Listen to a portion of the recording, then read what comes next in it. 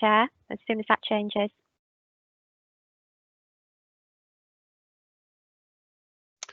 Good morning. May I welcome to Redcar and Cleveland Regulatory Planning Committee. And first of all, may I apologise for the slight delay in the transmission of this committee meeting. We had a few technical problems that we had to solve. As this is the first virtual meeting of the committee, I would like to inform you of who is taking place and who is participating in this committee. Myself, Councillor Smith, I am the chair, and we are joined by Councillor Head, who is the vice chair, Councillor Foggo, Councillor Foley McCormack, Councillor Gray, Councillor Hannaway, Councillor Lockwood, Councillor Morgan, Councillor Ovens, and Councillor Ryder. They are the committee members. We also have present Claire Griffiths, who is the Development Service Manager, and Emma Garbett, who is our Senior Legal Officer. I would just like to highlight some of the procedural differences in place to help manage the meeting as effectively as possible. Please only speak after I have invited you to do so. Please say your name before speaking, as this will make it easier for the press and the public to follow the meeting. Please mute your microphone when not speaking to avoid any background noise, and ensure that any of the mobile devices are on silent or switched off. David is present at this meeting and will mute microphones that have been left on, which is important to remember that only you can unmute yourself. Those wishing to speak, please use the meeting chat to indicate to do so, and you will be called in to speak at the appropriate time. I would ask that those presenting their items do so in full, with questions being heard at the end. Please only use the meeting chat for this purpose, and do bear in mind that what's posted in the meeting chat can be seen by all participants of the meeting, including any public or external participants that may be joining via Teams. Any recommendations of the committee requiring a formal vote will be carried out by myself, asking for a response either for, against, or abstain for each councillor on the committee. The order of votes is randomly generated and will change each time on each application. The virtual meeting regulations require all participants to hear and be heard throughout the meeting. When voting, I will ask councillors to acknowledge that they do so having heard the debate in accordance with those regulations. Therefore, if you do feel that you have not had the opportunity to hear all of the debate, please do alert me and abstain from voting. Should my connection as the chair be lost throughout the meeting, the vice chair will take over and a short adjournment may be called until the connection is resumed. Also, can we please ensure that any background noise is kept to a minimum as far as possible, and that mobile phones and other devices are turned off or switched to silent for the duration of the meeting. And finally, arrangements have been made to facilitate public speaking either through video or telephone link. Contributions are limited to 3 minutes in line with usual procedures. Copies of written statements have been requested so that they can be read out by the planning officer in the event that the connection is lost and cannot be restored. Do I have any questions in relation to that from committee members? Okay, we'll move on to the first item on our agenda, and that is apologies for absence. Do we have any apologies? Councillor Baldwin. Thank you, Liz. Item 2 is declarations of interest. Do any councillors have any declarations of interest that they wish to declare? Okay, thank you. And item 3 is the development manager's presentation. And I will hand over to Claire to explain the procedures of the planning committee. So just to run through the normal procedures for members, there's been a planning officer's report prepared for all applications, which has been pre-circulated and available online. It summarises the views of consultees, any comments received to the public consultation, and any information received from the applicant. It considers a policy context and other material planning considerations, and finally makes a recommendation to the committee. Objectors, supporters and the applicant or their agent may address the committee under the direction of the chair, and we do have people on the phone to speak for both items on today's agenda. Those wishing to speak have pre-registered, and there is a time limit of 3 minutes for each speaker. Committee members may then ask questions of clarification through the chair, and officers may be asked to comment on any further planning matters raised. Members will debate the application and formulate a motion on which to vote. In the event of a tie, the chair has a casting vote, which is provided for in the Constitution. The chair will announce the result of the vote and committee will then move on to the next application. Okay, thank you, Claire.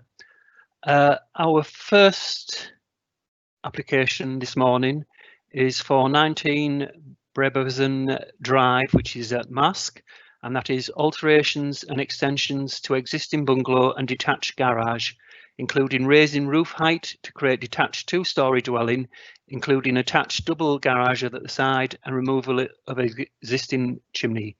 And this is an amended scheme. I'll hand over to Claire for her report. So I'll share the presentation and the photos to begin with for members.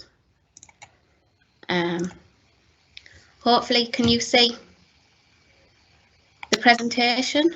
Yes, we can, Claire. Yep, so you've got the site location plan and the site outlined in red. You've all seen a copy of this. This was what the presentation that was sent by email yesterday. We've then got the existing elevations of the property and the proposed elevations showing the work. We have a number of photos showing the application site from the front and the front elevation of the property, the existing garage in relationship to the neighbour's property, the side elevation of the neighbouring property, the rear of the application site, and then spanning round the rear garden showing the neighbouring properties. You can just see the roofscape of the properties to the rear of the application site and moving round from the application site. So if I leave the plans up on screen, if that helps members, and then I will just run through the presentation as well. So permission is sought for alterations and extensions to the existing bungalow and detached garage, including the raising height to create a detached two-storey dwelling, including a detached double garage at side and removal of the existing chimney. The application is an amended scheme following the withdrawal of a previous application. The application relates to 19 Brabazon Drive, Mask. The property is currently a detached single-storey property in a residential cul-de-sac consisting of detached dwellings. The application site is located at the head of the cul-de-sac and is tucked in the corner. The majority of the dwellings in the cul-de-sac are two-storey properties, although there are some single-storey properties, including the application site.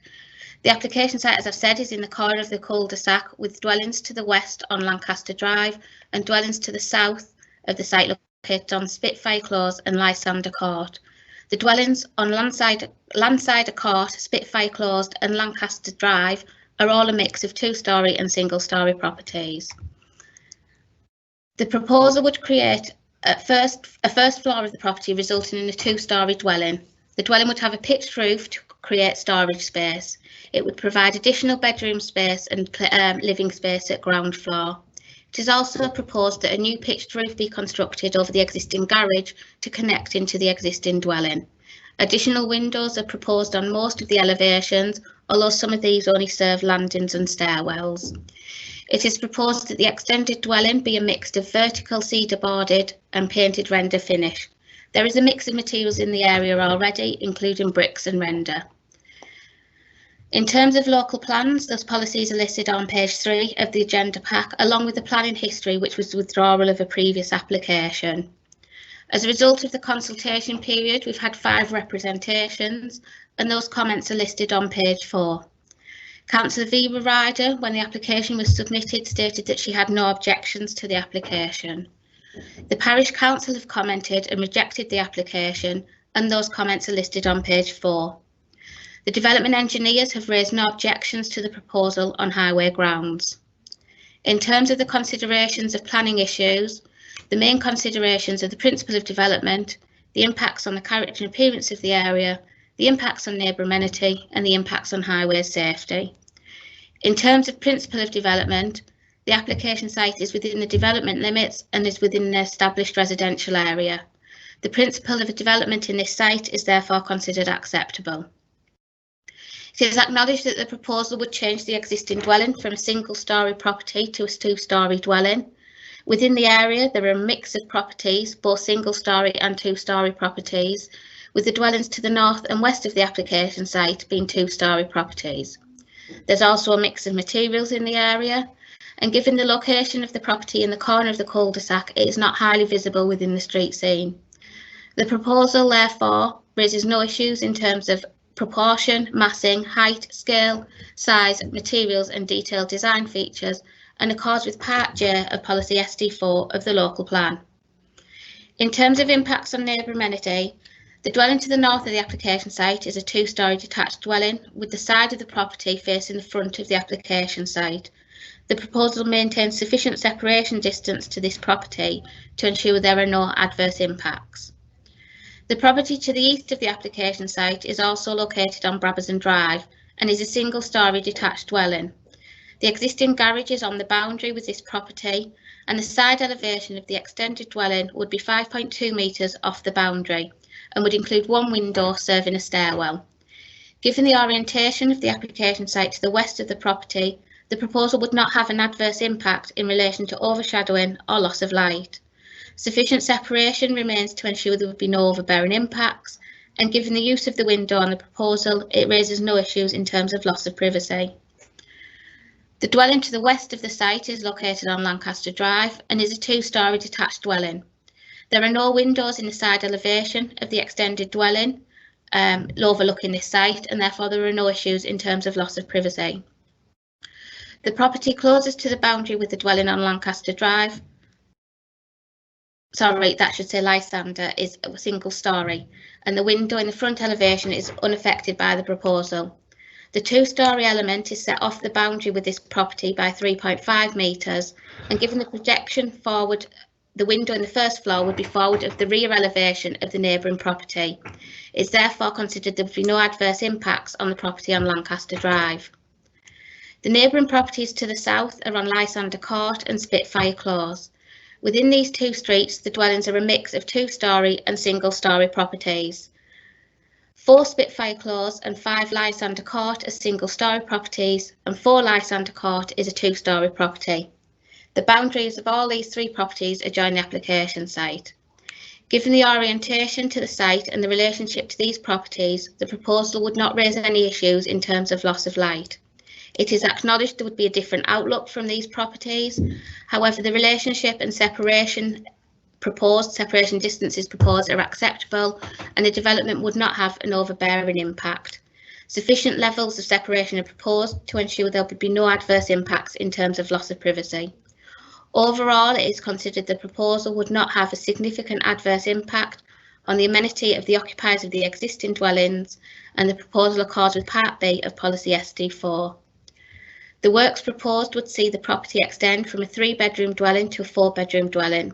There is sufficient parking within the curtilage of the property, and the access continues to remain as existing. The Council's development engineers have raised no objections to the application. There are no issues in terms of crime prevention, and for the reasons outlined above, the proposal is considered acceptable. There would be no adverse impacts in terms of character and appearance of the area, no adverse impacts in terms of neighbour amenity, highway safety or crime prevention. The recommendation is therefore that planning permission be granted, subject to the conditions listed on page 7 and 8 of the report. Okay, thank you, Claire, for your report. Before I open it up for any questions in relation to it to the councillors, Councillor Ryder, I understand you just wish to make a statement on this application. Yes, thank you, Chair.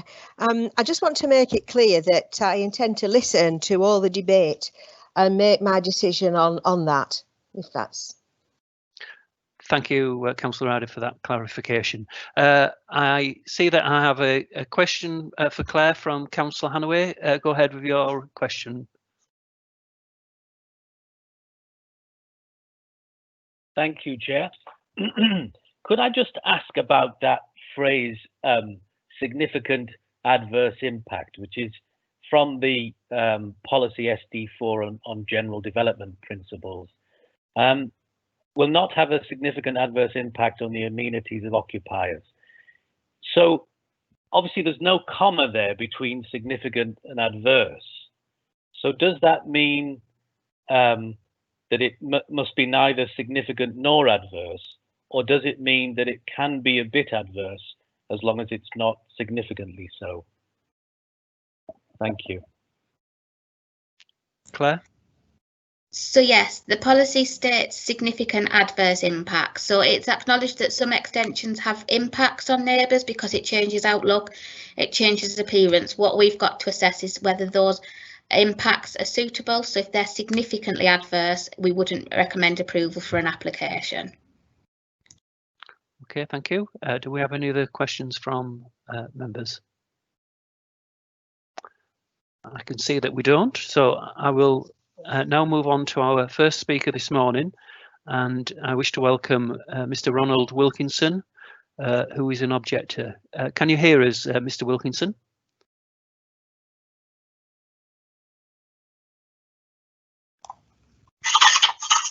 The committee can now hear you. Good morning. Good morning, Mr. Wilkinson. Welcome to our planning committee. You can hear us okay? Yeah, I can hear you fine. Right, lovely. You have 3 minutes to give your comments on this application, and the time will start from when you start speaking. So go ahead. Right, having studied the second application, I still strongly object to the proposal on the grounds of only slightly intrusive. It does not alter the issue of the properties being too close together. Having surveyed other two-storey properties on the estate, lying back to back, the average distance between them is roughly 25 to 40 metres gap. If this development went ahead, we would have barely 20 metres between us, thus drastically reducing our privacy. There are another 4-storey buildings around our property, which I believe have been built so close to each other due to them being bungalows. It's strongly feel that if this proposal is approved, it will set the precedent for the remaining bungalows to be developed into 2-storey builds. I also feel that 19 Brotherson has sufficient land to the front and side to allow development into a 4-bedroom single-level build, of which we have no objection. Has anyone on the committee judging on this application been round and surveyed the 4 objecting properties affected by this? If not, I invite you round to see just how close it is. I've also been asked to speak up on behalf of Bag, Lysander Close, Mr. McGurk and his elderly mother, whose position has not changed and still strongly object to this development. So I disagree with the points made that it does not affect our privacy. Finally, I'd like to thank you for listening to our concerns, and hopefully you will make the right decision for the 4 affected properties. Thank you. Thank you, Mr. Wilkinson, for your comments. Do any of the councillors have any questions for Mr. Wilkinson?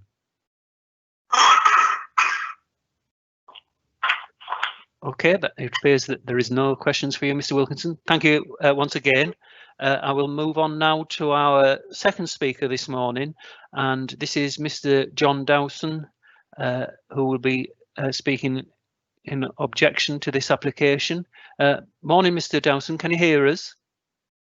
Good morning, Chair.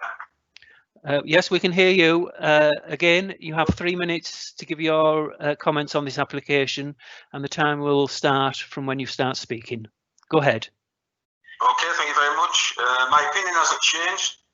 I still strongly object to the planning application on the following points. First of all, they don't resolve any issues of the objections earlier raised. I consider this to be a vast overdevelopment of the plot when considering all the other plots in the area. Due to the location of both of the properties, any vertical build, that's my property in the planned one, any vertical build on this bungalow would severely affect light ingress and privacy of my property. We will be looking at the side of the building from anywhere at the back, which will just blank out everything. Sunlight for the most of the morning would be prevented from shining into onto my sun area, which is the back patio, if any of the height is increased. Any first floor windows at the front of the proposed extension would overlook my side garden and patio area, therefore significantly affecting privacy in that area.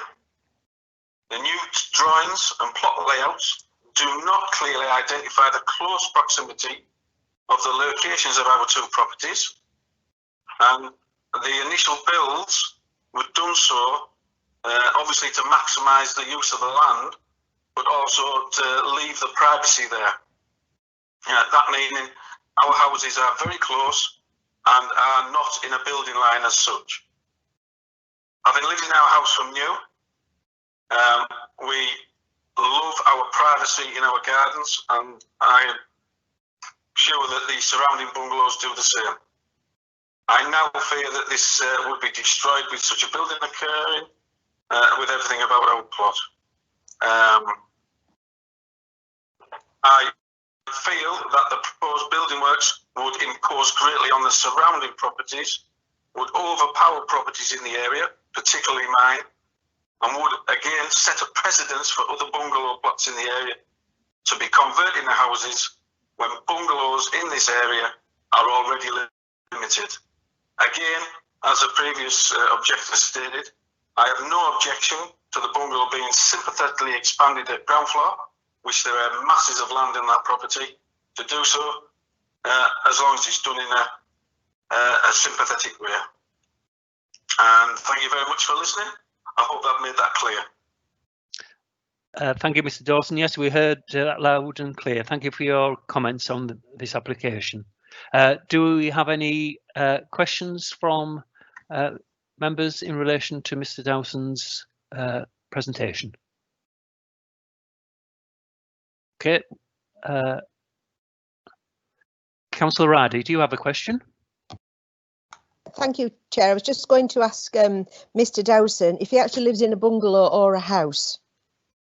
A house, but the house is offset to the bungalow so as to maximise the light that comes over the top of the bungalow, and any second floor build at that position would severely affect any light coming over. It would basically be building a wall next to the property. Thank you. Thank you for that, Mr. Dawson. Okay, thank you. Thank you. Thank you, Councillor Ryder. Any other questions? No, there's no other questions. Thank you, Mr. Dawson, for giving your comments on this application this morning. Much appreciated. I'll move then on to our third and final speaker on this application, and this is Parish Councillor Mike Lockey from the Saltburn Mask and Newmask Parish Council. Good morning, Councillor Lockey. Good morning, Councillor Smith. Welcome to the committee. Again, you have 3 minutes to give your comments on this application, and the time will start from when you start speaking. Go ahead now. I'm Mike Lockey, and I speak to the Regulatory Committee as Chairman of the Saltburn Mask and Newmask Parish Council Planning Committee on behalf of the Council. The Saltburn Mask and Newmask Parish Council Planning Committee considered at length this application in October 2019 and again in January this year, where some minor amendments to the formal plan were submitted. The property is at the end of a T-terminal, the best way I can describe it, of a cul-de-sac. All the other buildings in this T-terminal are bungalows. The committee concurred with the opinions shown in the comprehensive objections from neighbours.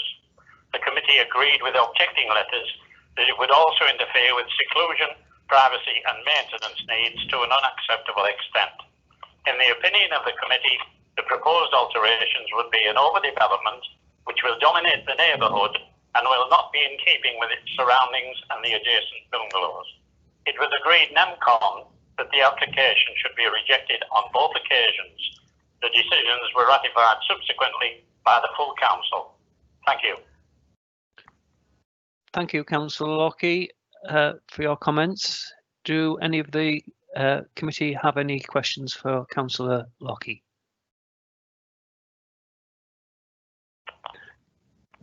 Councillor Morgan, you have a question.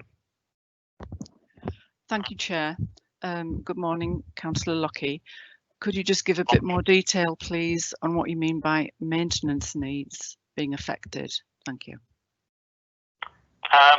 The problem was, we read through the letters that one of the neighbours was unable to get proper access to his property if the building was extended.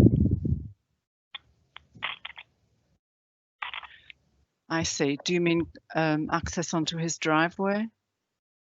Well, all we read from the letter was that if the building was accepted, that there would be difficulty in accessing his property in terms of maintenance of walls and things like that. I seem to remember. I don't have the letter in front of me, so I can't remember. I'm sorry. That's the best I can say.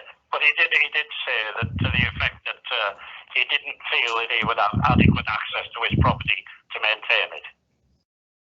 Okay, thank you for that, Councillor Lockie. Okay, Councillor Ryder, you have a question? Yes, can I just come in again, Chair? I understood from the plans that that cul-de-sac, they weren't all bungalows, they were a mixture of two-storey and bungalows. Is that true? I think Mr. Lockie there was just saying that they were all bungalows. Is that true or is that a mistake? Thank you. The area I've described as the end of a T-terminal, I couldn't think of a better word for it. The houses approaching this straight bit of road, some of them are two-storey and some are single-storey. However, this particular stretch of road, the whole length of it, this little bit on the end of the cul-de-sac, think of a T and this is the top of the T. They're all bungalows, including the application. Okay. Do you have any further questions, Councillor Ryder? Well, thank you, Chair. It's just that when we were looking through the plans, I understood it was a mixture. If this is a statement, you can't. No, I just understood. That's why I was asking the question, because Councillor Lockie there was saying that it was all bungalows, but I just understood from the plans it was a mixture. Thank you. Oh, okay, thank you. Any other questions for Councillor? Is that all right? I was talking about the end bit of the cul-de-sac, which is a straight bit of road with several bungalows on it. I think you did, Councillor Lockie. Thank you. Thank you. Do we have any other questions for Councillor Lockie committee? It doesn't appear to be the case. So once again, Councillor Lockie, thank you for giving your comments this morning on this application. It's much appreciated. Thank you, and congratulations to the presentation in the PDF, which I thought was very thorough. Well done. Thank you. Thank you for those comments. Much appreciated. Right. Before I open it up for debate, do we have any questions for Claire in relation to what may have been heard in relation to the speakers? Well, I will start off, Claire, for May, with a couple of questions, please. Can you tell the committee what the permitted distance is between properties? Mr. Wilkinson mentioned that it would be 20 metres between the applicant's properties and his property. Also, would this be setting a precedence for bungalows in future on the estate? And lastly, what is the planning rules in relation to permitted light?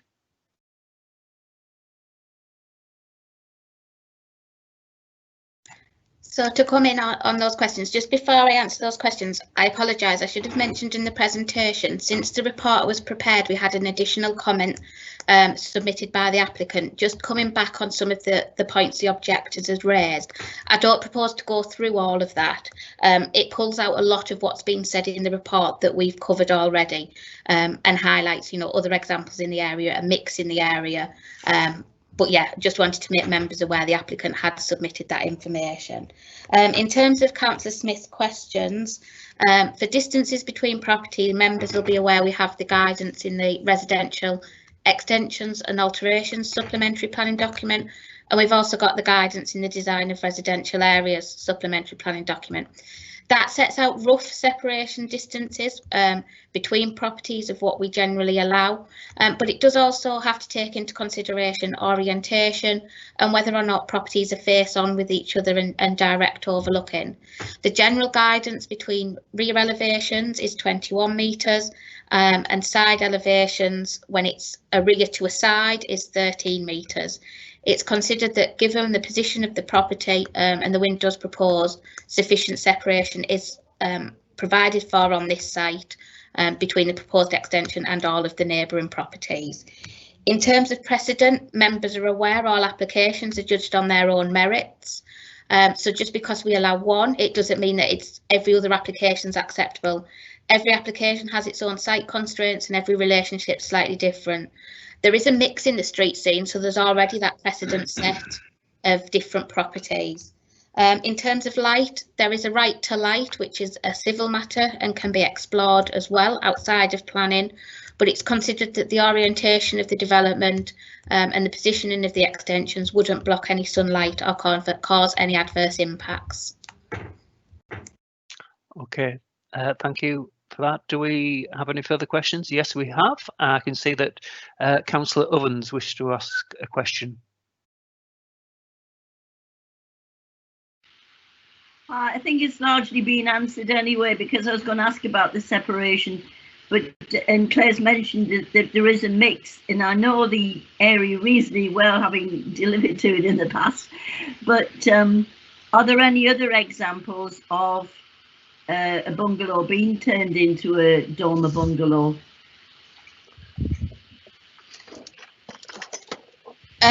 Curiosity, really.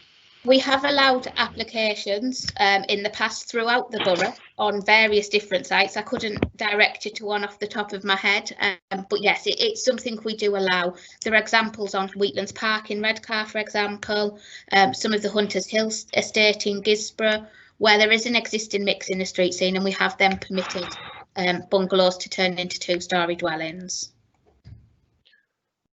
Okay, thank you, Claire. Thanks, you, Claire. Councillor Evans, for your question. Councillor Hannaway. Thank you, Chair.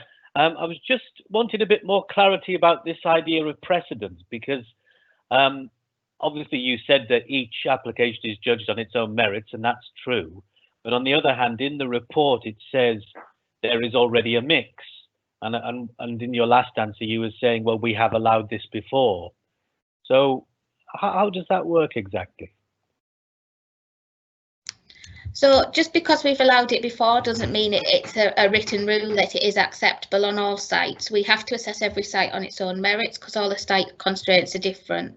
So looking at relationship, separation, distance, orientation, what windows overlook, what on properties, and sometimes the positioning in the street scene can have an impact. Obviously this application site's tucked in the corner of the cul-de-sac, so doesn't have any adverse impact on the street scene. But if you had a run of 12 bungalows, for example, and the one in the middle wanted to extend, that might have an adverse impact on the street scene, so may not be acceptable, which is why every application is assessed on its own merits and the site constraints around it. Councillor Hannaway, are you happy with that reply? Do you want to come back in?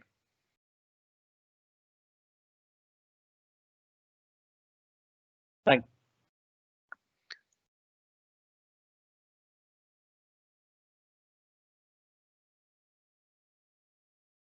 Every time I unmute it, it seems to go back on mute. I think obviously it's a question of what weight you put on each issue, but obviously it is a part of the report, isn't it? It says this is already a mixed area.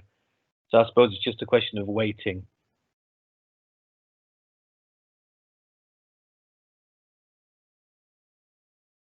Okay, thank you very much. If we have, sorry, Councillor Morgan, you wish to ask a question. Just slip that one in.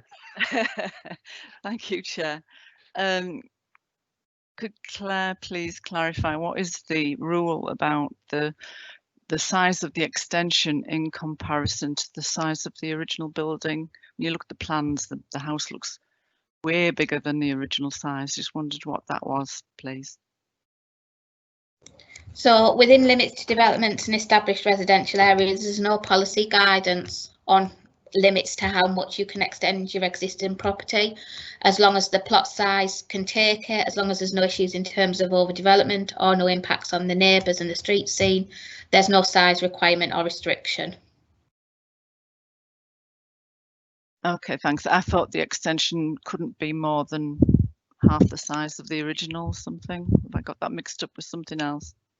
There's some guidance in the permitted development and what is considered permitted development. So under the general permitted development order, you can't do extensions that take up more than 50% of the curtilage. You can't do extensions that are more than 4 metres deep, 4 metres high, etc.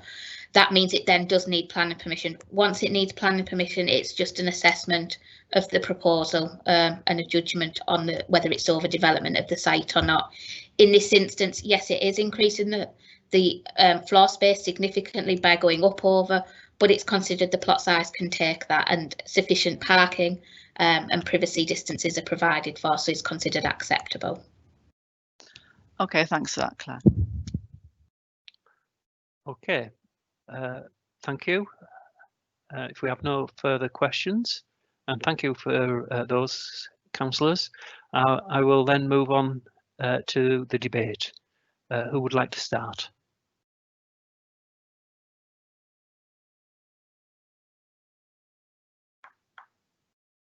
Okay, well,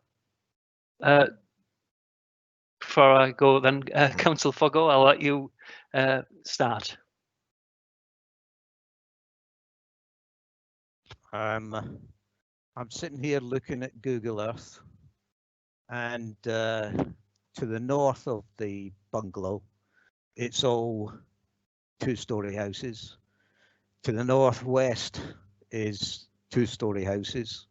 To the southeast, it's 2-storey houses. So basically the bungalow has got 2-storey houses on all sides. The actual width of the bungalow at the moment is not going to change.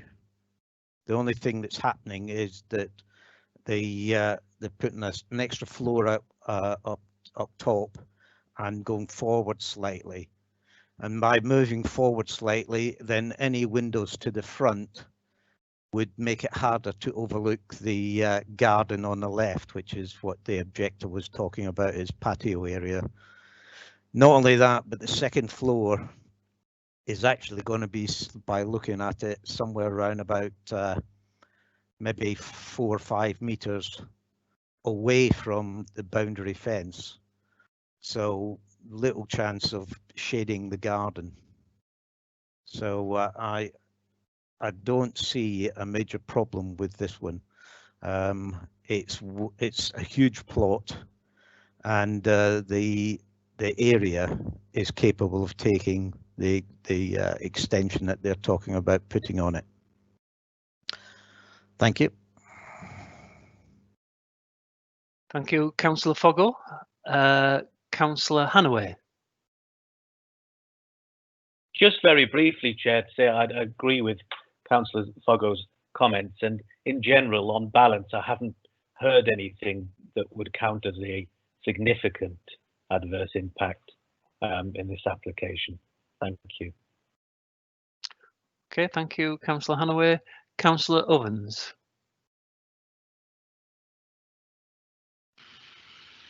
Given the mix in the area, I'm more than happy to second any proposals that, you know, this is an acceptable development. I don't like to see bungalows disappear, because I think we do have a dearth of them and builders don't seem to want to build them anymore. However, if you have a you know, family requirements for this, I think putting a second story instead of actually increasing the footprint is preferable. Thank you. Thank you, Councillor Ovens. I would just like to state that I have visited the application site, and with the owner's permission, I have been in the back garden and looked at surrounding properties and the actual size of the application site. The application site is within development limits and within established residential area, so that complies with principles of development ST3. I feel that the application site is tucked away in a far corner of the close, and when I visited the site at first, I had difficulties in seeing the property. You have to drive right into the small cul-de-sac of bungalows to see it. There is a mixture of two-storey properties in this close and throughout the whole estate. In fact, two-storey properties surround this application site in places. I feel this development would be not out of character and appearance for the area. And the application site is a very large garden, one of the biggest on the close, and development would not look out of place on this plot. In fact, it's not going out in size, it's just going up in height. The property has a large garden to the rear, which again is not being developed on, and I have no concerns that the application has an overbearing impact or would have a negative impact on light.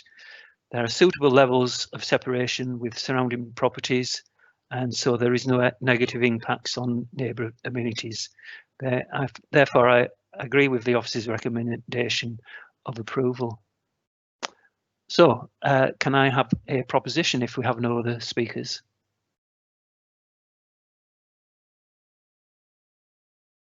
I'll propose that we accept the officer's recommendation to approve the application.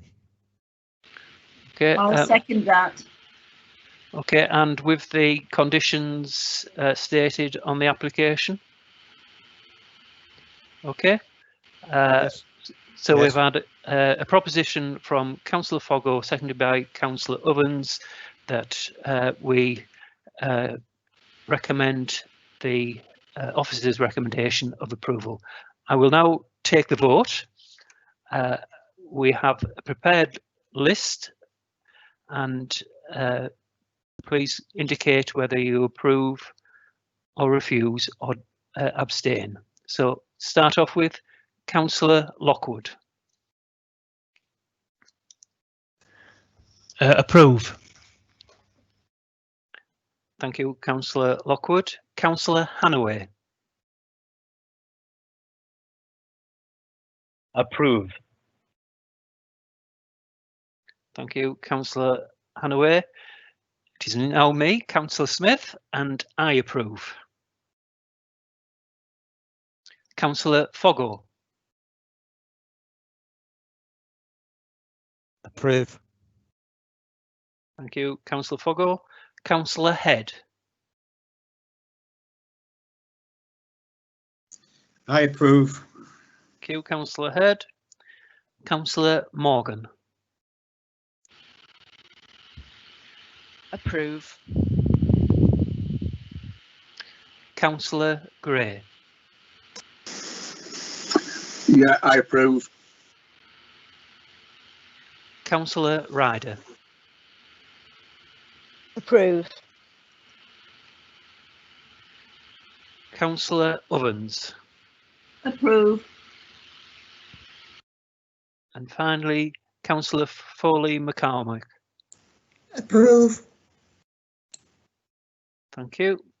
And if I am correct, the application has been approved by all councillors. So the application for development at 19 Brabazon Drive has been approved by committee.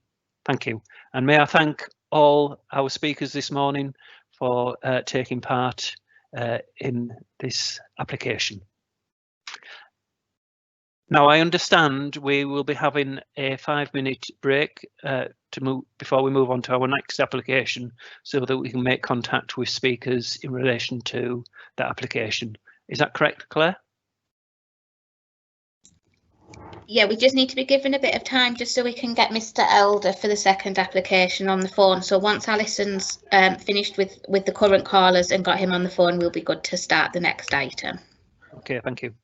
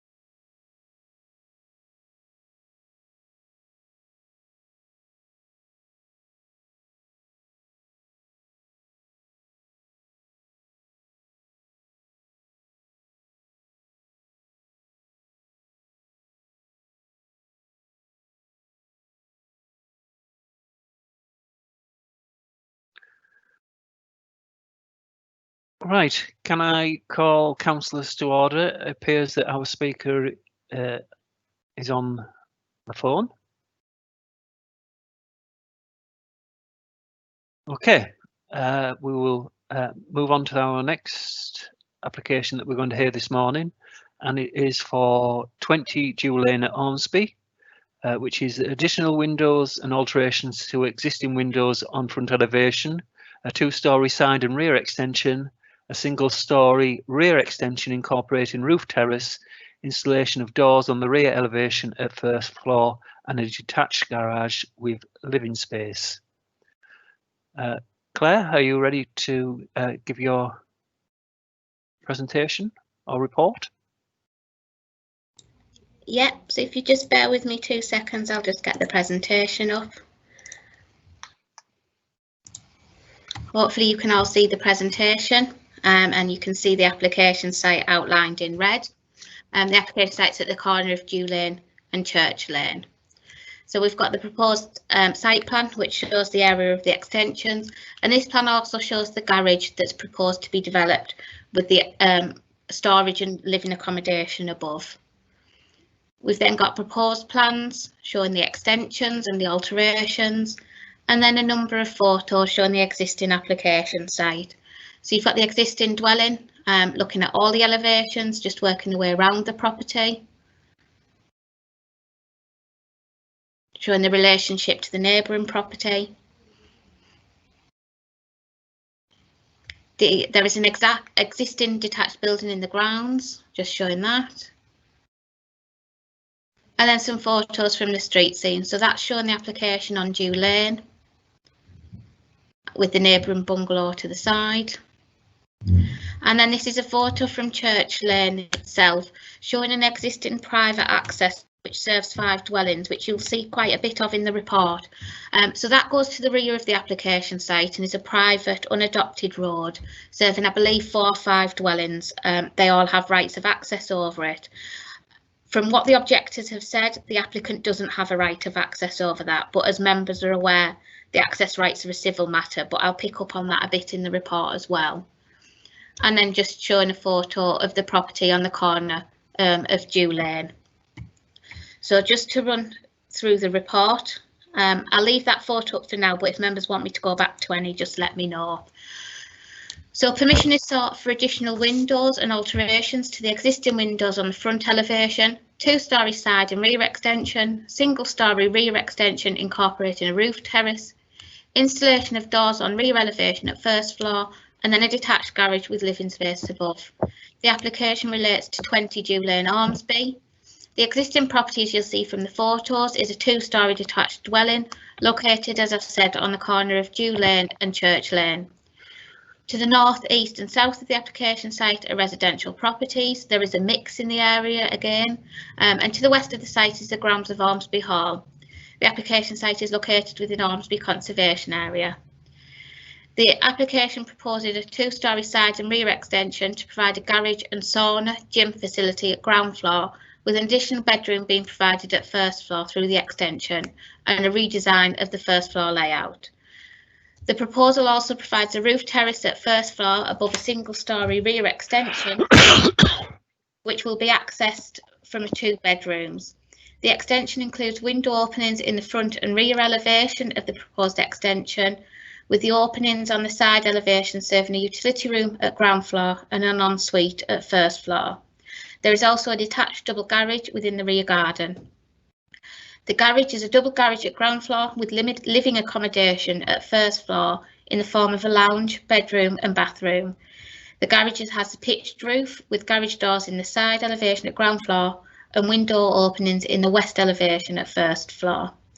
The relevant policies are listed on page 10 of the report, and as a result of the consultation process, we've had 6 objections to the application, and those are listed on page 10 and 11 of the report.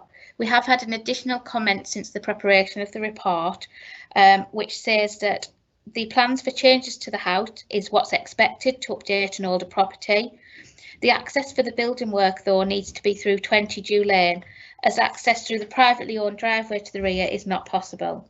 The ownership of the private driveway is listed on the property owner's deeds and registered with Land Registry. It needs clarification on the plans, access to the garage, as it's not possible through the privately owned driveway. The Conservation Advisor has no objections to the proposal, but is recommending the use of a condition for materials. The development engineers have raised no objections to the proposal. Sufficient parking is provided within the site. However, the possible widening of the driveway may be needed, but that sits outside of the planning controls anyway. The existing rear garage is shown as to be accessed off the Mews, which is a private drive, but there are no objections to this from a highways point of view. The owner will just need to ensure they've got the relevant permissions to use this access. In terms of considerations, the principle of development, the site is within the development limits and is within established residential area. The principle of an extension accords with policy SD3 of the local plan. In terms of impacts on character and appearance of the area, The application proposes a range of extensions and alterations to the property. Within the area there is a mix of property types, including large-scale detached dwellings with an individual design. The scale and design of the extensions proposed are suitable and would not have an adverse impact on the character and appearance of the street scene. The submitted plans show that a bedroom, bathroom and living room would be provided at first floor of the detached garage. The accommodation does not provide for a self-contained unit and raises no issues in terms of a separate living accommodation. The proposal is suitable in relation to the scale and design and materials and accords with Part J of Policy SD4 of the local plan. The application site is within Ormsby Conservation Area and is in close proximity to Ormsby Hall, which is a listed building. The Council's Conservation Advisor has reviewed the application and has raised no objections to the proposal. The scale and design is suitable and the application would not detract from the character and appearance of the wider conservation area. The proposal therefore accords with Policy HE1 of the local plan and Part J of SD4 of the local plan. The proposal is largely screened from view from Ormsby Hall, and as such the proposal does not have any impacts on the setting of the listed building. The proposal therefore accords with HE2 of the local plan. The proposal maintains suitable levels of separation to the neighbouring properties. Given the location of the property, the relationship to the neighbouring properties and the existing vegetation around the site, there are no issues in terms of loss of privacy or overlooking. There are no overbearing impacts given the location of the extension. The extension accords with Part B of Policy SD4 of the local plan. In terms of highway safety, the Council's development engineers have raised no objections to the proposal. As I've said, the comments from the residents in relation to access rights are noted. This would be a civil matter for the owners of the private drive and the applicant to come to some agreement over. This sits outside of planning, so there's sufficient parking provided for within the site, even if access to the double garage proposed cannot be achieved. The application raises no issues in terms of crime prevention, and for these reasons the application is considered acceptable. The proposal has no impacts on highway safety, crime prevention, neighbour amenity, and would respect and enhance the character and appearance of the area and the wider conservation area. There are no impacts on the setting of the listed building. The application therefore accords with the relevant policies of the local plan and is recommended for approval subject to the conditions listed on page 14 of the agenda. Okay, thank you, Claire, for that report. Before I open it up to the committee for any queries they may have in relation to it, I have one. I noticed that the most comments are in relation to the private road at the back, and you've just mentioned there in your report that in relation to building and access, is there a possibility that, or is it possible that we can put a condition, if we were so minded to approve this application, in relation to the use of that private drive in relation to building of the application and materials being delivered there, or is that a private matter? That would be a private civil matter that sits outside of planning. We've got no control over that driveway. It's not adopted highway and it's not council ownership, so it's not something we would be able to enforce. Thank you, Claire, for a clarification of that. Councillor Morgan, you have a question? Thank you, Chair. Yes, Claire, I mean, following on from that, would it not be possible to have an advisory note that all delivery of building materials, all removal of rubble, etc., would have to be via the front entrance on Dew Lane? That would be my first question. We could certainly add an informative to the decision notice to make the resident, he is aware of the rights of access and the private matter, but we can certainly put an informative on just to highlight that further. Oh, that would be good, thank you. In the presentation, it wasn't shown. There's one photograph of the rear access into what is at the moment a single garage. I don't know if you can get that up. But with it being in a conservation area, my question was about the trees, particularly to the left of that access. Are they protected at all? And do the plans show any intention to widen that access On the right of it, there's actually a boundary wall and the next property. But on the left, you've got all these trees. So I wonder about the protection of those trees too. Thanks. So because the trees are in the conservation area, they are covered and they are protected. And the applicant would be required to do a notification to us of any works to the trees. Now, the applicant has submitted a notification in the past for works to trees, and then the arborist would look at it. If the trees were worthy of it, we could put a tree preservation order on them to further protect them, but any works to them, chopping, lopping and the usual, would require a notification to us to assess that in its own right. Right, thank you. And the I couldn't quite see on the plans whether they intend to widen that driveway. They're going to set it back. I'm wondering if there's any sufficient turning space for cars to get in and out of there. So the plans show that the driveway, there is an existing driveway at the front which is accessed off Dew Lane, and some work is proposed to that to widen it and make additional parking spaces at the front. The plans do also show that there would be access from the rear and parking in front of the detached garage. As I've said, from a planning point of view, that access is fine and suitable, but it does need the landowner's consent to allow that to happen. So it may be that if that's not achievable, that parking area is not provided. However, there is sufficient parking to the front, even if that second parking area doesn't become available. I see, thanks. Okay, thank you. Councillor Hannaway, you have a question. Claire, policy SD4 also asks for good high quality design. Is the council happy that this is a good high quality design? Yeah, we believe the extension is a suitable scale and a suitable design for the location. Given the mix of properties in the area, the design is considered acceptable. But is it good? I think design's a matter of judgment, and what is high quality to one person might not be high quality to another, but it's considered that the scheme is sufficiently designed for the character and appearance of the area.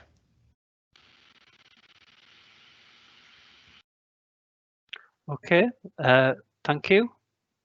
We don't appear to have any other questions from members in relation to Claire's report. So I will move on to our one speaker in relation to this application, and it is a Mr. Alistair Elder. Can you hear me, Mr. Elder? Yeah. Hello? Yeah. Yes. Yes. Good morning, Mr. Elder. We can hear you loud and clear. Again, you have 3 minutes to give your presentation this morning, and the time will start from when you start speaking. So go ahead when you're ready. Okay, thank you. Right, so we bought 20 Dew Lane in May 2019 after the old lady owner sadly passed away. It was sold by her relatives as a property which needed much refurbishment, with a garage to the rear, which has access leading onto the lane behind the house, which is known as Church Lane. Our intention was to do this as we are very excited about finding such a nice property in a nice area that we could make our new home. So we put in the plans without the knowledge that we had the right to use our garage, which has been down that lane for more than 40 years. Before the new houses were built, if we had known, we would have spoken to the owners of these houses of our application. As soon as we found out about this problem, we spoke to them, tried to solve any issues which they had. These included us paying towards the upkeep and initial cost of the lane, which we had been told that Rose used to do. Also, we could keep our usage of the lane down to the minimum, not using it as a busy times, which is one of the concerns that there would be a build-up of traffic.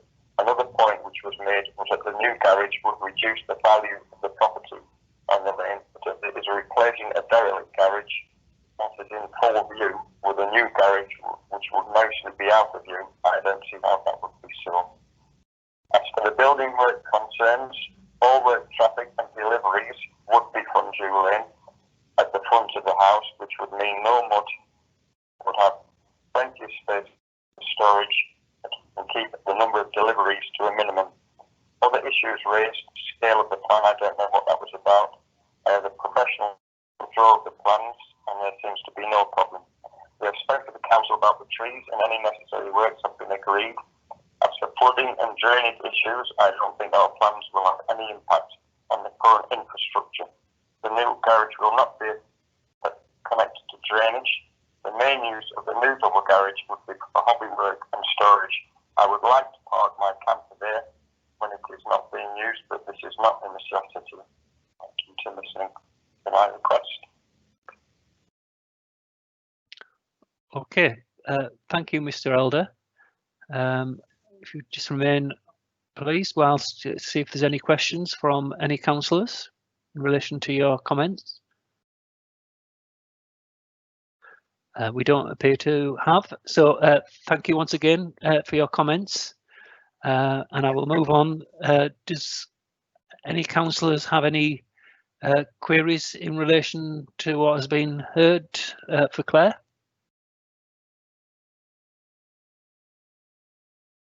If that's the case, then I will move it open for debate. Would anyone like to speak on this application? Councillor Morgan. Thank you. I think given the reassurances that I've heard this morning about all the deliveries going in off Dew Lane, I have no further problems with it whatsoever. I'm quite happy to accept the officer's proposal to approve it.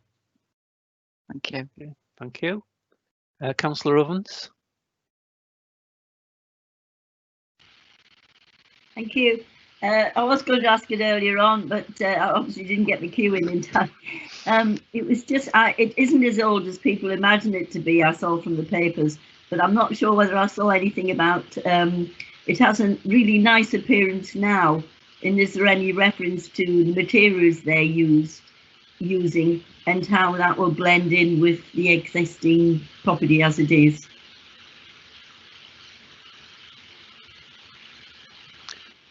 Claire, can you answer that?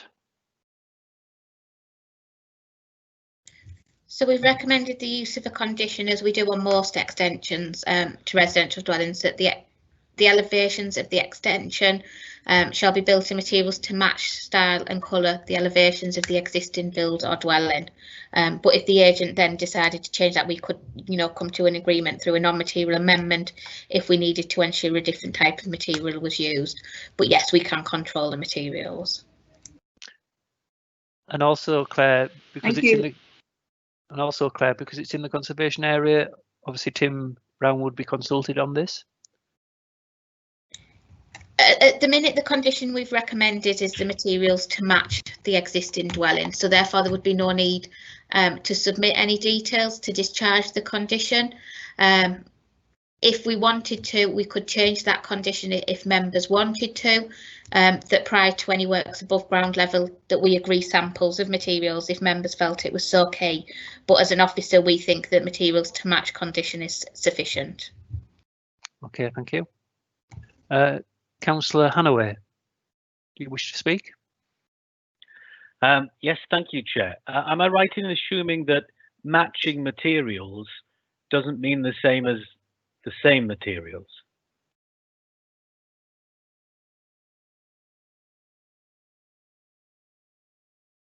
So the condition that we put on states that shall be built in materials to match in type, style and colour the existing elevations of the dwelling. It's not always possible to get an exact match or the exact brick that was used, given some of the age of some of these properties, but we do ask for it to match in as far as it can in terms of style, colour and size. Okay, we seem to have drifted back to queries in relation to the applications for to Claire. So can I drag it back towards the actual conversation and debate in relation to the application itself? Does anyone else wish to make any comment? Well, I will make a comment. Again, I've visited the site. It is within the conservation area, but I note Tim Brown, the conservation officer's comments, and I have no concerns in relation to the actual development of this site. Again, it's within development limits and within an established residential area. The site has a very large plot with a large garden, and it's surrounded by a lot of trees, so it's obscured from view from Church Lane itself. I have no concerns in relation to the proportion, height and size and scale of the development because of the large area that it's on. And when you look at other properties surrounding it, they've over the past years have obviously undertaken extensions of various sizes and dimensions. So it would not look out of place. And if I may say so, I think what is planned would actually be an asset to the street scene, because at the moment, if you don't mind me saying so, it does look a little bit tired and neglected. So I have no concerns in relation to this application, and I would go with the officer's recommendation of approving it. Councillor Foggo. I would agree with you, Councillor Smith, that this property is tired, and the proposed extension and rebuild will actually enhance the area and make the street scene look better. The only issues with the property are all civil issues to do with the private lane. With the actual size and layout of the extension, I don't see a problem with any of it. So I would support the application. Thank you, Councillor Foggo. Do we have any other member who wishes to make any comment? So then can I ask if anyone is proposing the proposition in relation to this application?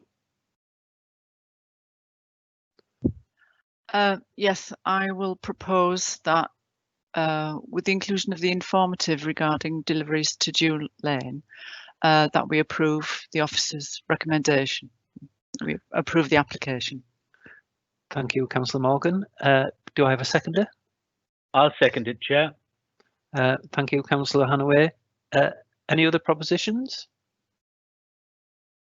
Okay, so we have a proposition from Councillor Morgan, seconded by Councillor Hanaway, that we approve the officer's recommendation of approval with the said conditions. So again, I will go to the vote, and you will note that there has been a change in sequence for councillors for this item. So to start off with, I will go to Councillor Foggo. Approve.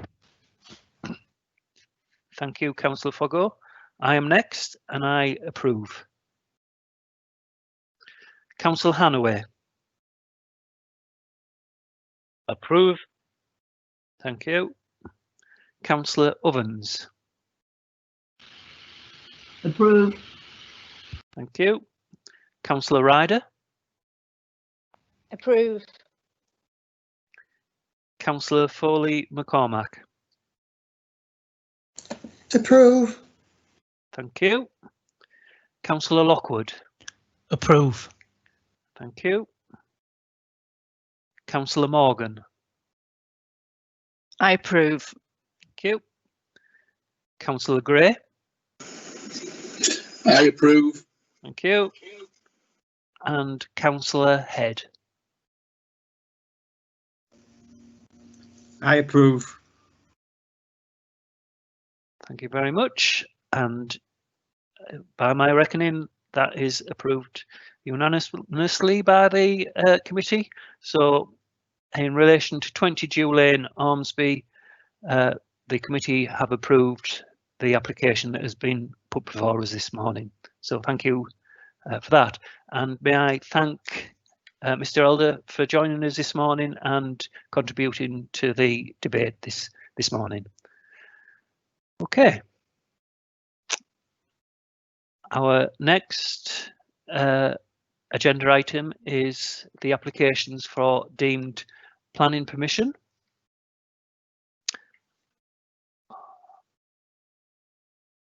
And the first one is for the Bellamy Pavilion Kirkland Hall Museum, which is replacement of glazed pitched roof with new slate appearance roof, including 106 photovoltaic panels set into the roof, replacement of gallery external screens, doors and windows, and internal gallery refurbishment to provide additional storage.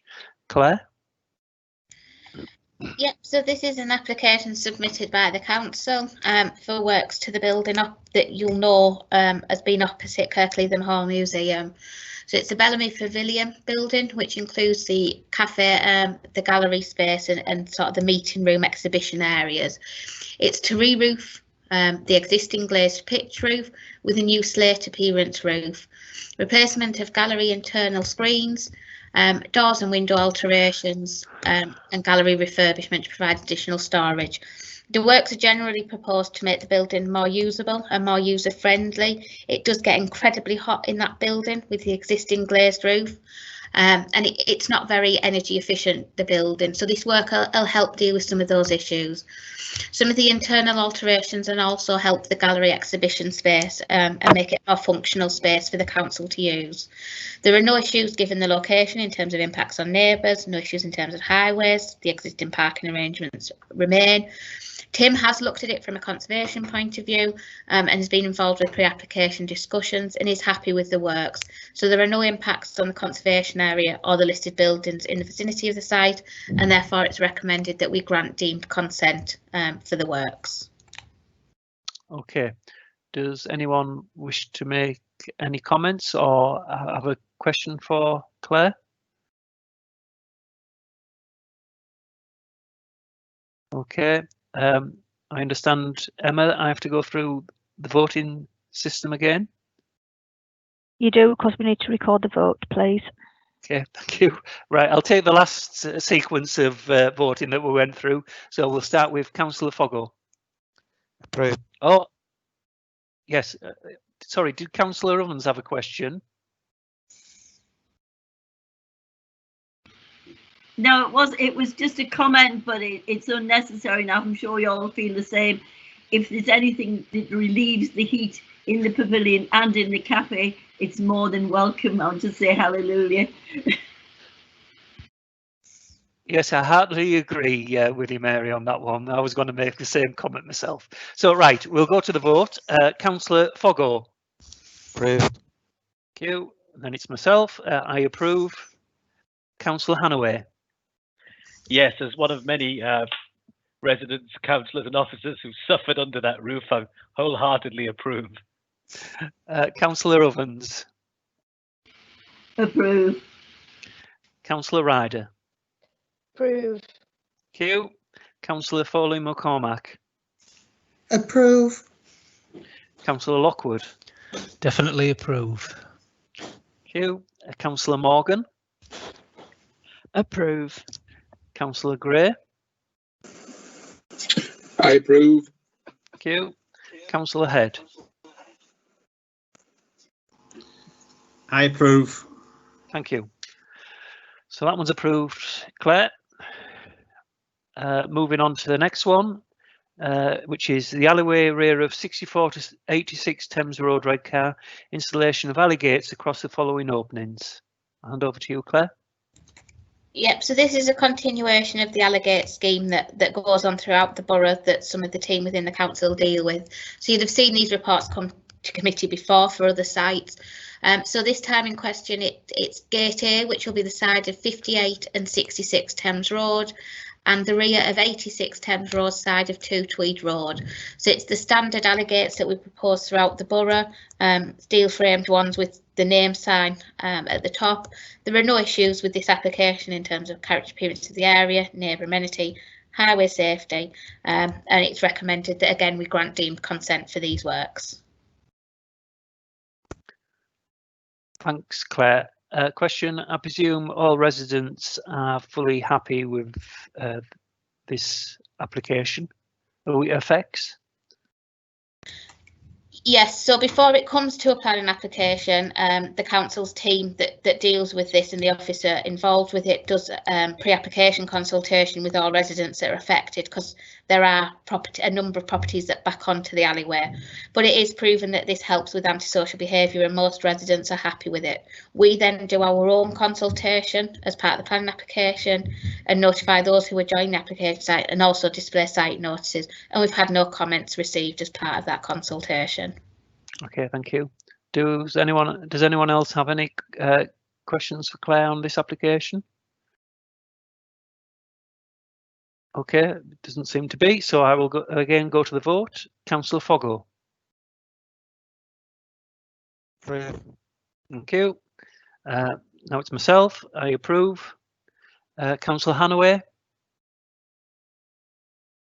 Approved. Thank you. Councillor Ovens. Approved. Councillor Ryder. Approved. Councillor Foley McCormack. Approved. Thank you. Councillor Lockwood. Approved. Councillor Morgan. Sorry, approve. Councillor Gray. Approved. Thank you. And Councillor Head. Approve. Okay. Thank you. That's approved, Claire. The next one is Kirkland Wall Garden, Plantation Road, Cleveland. Listed building consent for installation of metal wall signage onto entrance wall. Claire. Yep, so as Councillor Smith said, this is an application for a signage onto the Kirkland Wall Gardens building, which obviously members are very familiar with that project. The lettering's individual letters that spells out Kirkland Wall Garden and it'll be attached to the wall. It requires listed building consent because the wall surrounding the gardens is listed. The proposal has no adverse impacts on the listed wall. Tim Brown, Conservation Officer, is happy with the proposal and it's recommended that we grant listed building consent for these works. Okay, thank you. Do we have any questions for Claire? Councillor Ovens, do you have a question? I did put it in, but Claire's answered it, so I typed cancel. I was just wondering what sort of signage it was, or whether it was anything to do with some of the display boards. Like some of them are looking a little bit not as good as they were when they first went up. But if it's just that, then that's fine. Thank you. Okay. Does anyone else have any questions for Claire on this application? Okay, I will then go to the vote. Councillor Foggo. Approve. Thank you. It's myself, Councillor Smith. Approve. Councillor Hanaway. Approve. Thank you. Councillor Ovens. Approve. Councillor Ryder. Approve. Thank you. Councillor Foley McCormack. Approve. Thank you. Councillor Lockwood. Approve. Councillor Morgan. Approve. Thank you. Councillor Gray. Approved. Thank you. And Councillor Head. Approve. Okay. That's also approved, Claire, that application. Moving on to the fourth application, which is Public Toilets, Fountain Street, Gisborough, external timber cladding. Claire. Yep, so this is an application for the existing toilets at Fountain Street, Gisborough. Most members will be familiar with these. It's the toilet block adjacent to the coach car park and the public car park facilities on the edge of Gisborough. The building is looking quite tired in appearance and it is one of the gateway buildings given that it's adjacent to the coach park, which a lot of coach companies use when taking people on day trips to the moors and beyond. So it is a key focal point for the council. We are proposing to timber clad the building, so the facilities will be also upgraded internally. Toilets repaired, flooring repaired, etc., similar to what's happened at the Saltburn toilets. But we're also proposing that we clad them with timber to improve the visual appearance.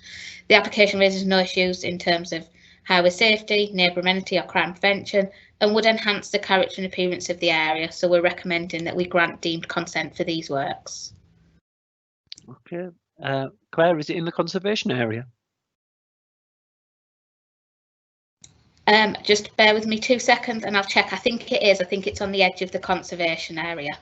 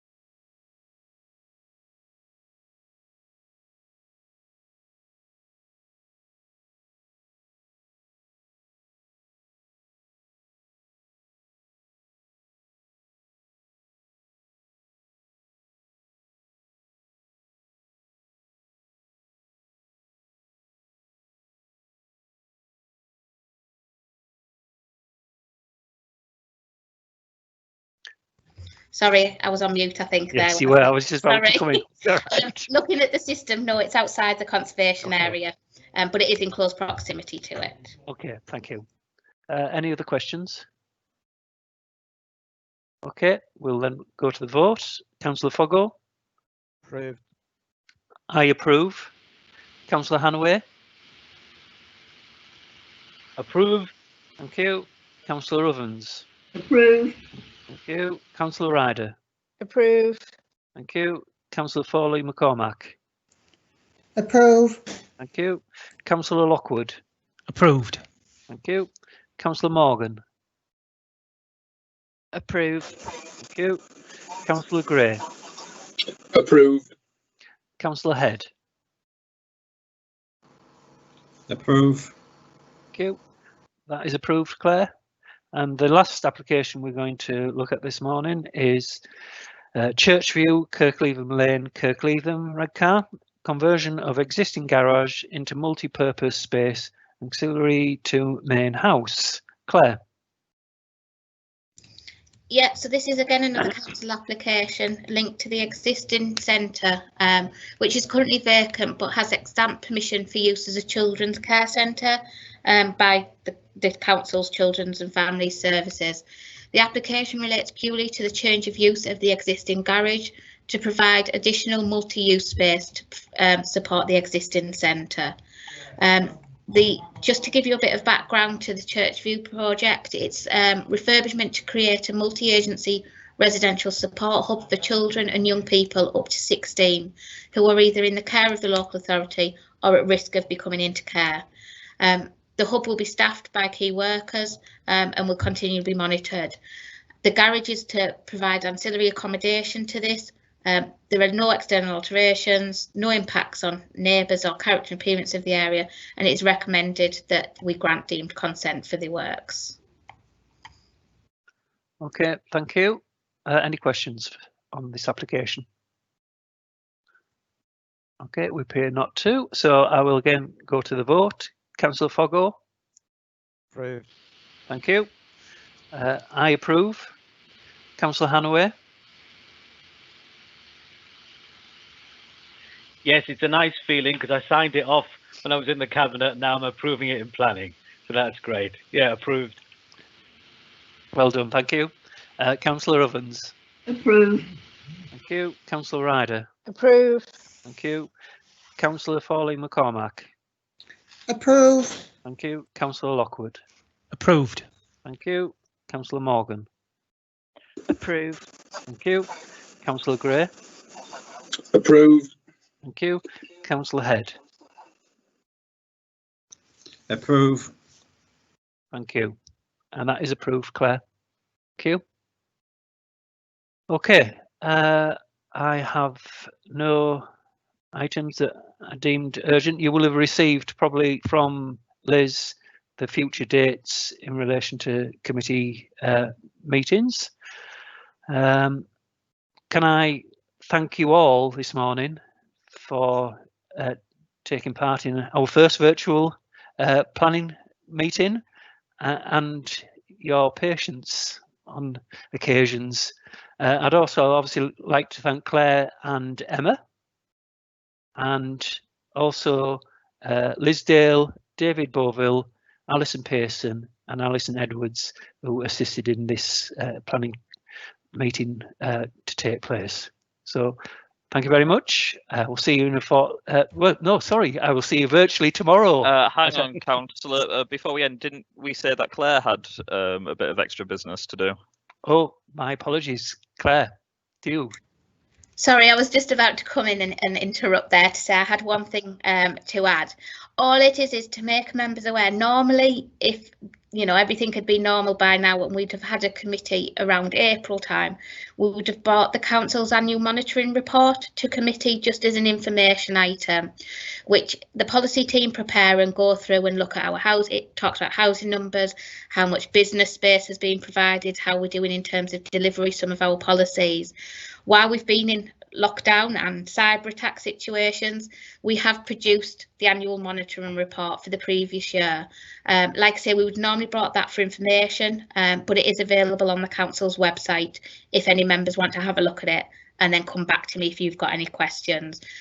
We don't normally bring it for decision at committee. It is purely just an information item, so I just wanted to draw your attention to that document. Okay, and I presume it's under the planning portal, is it, Claire?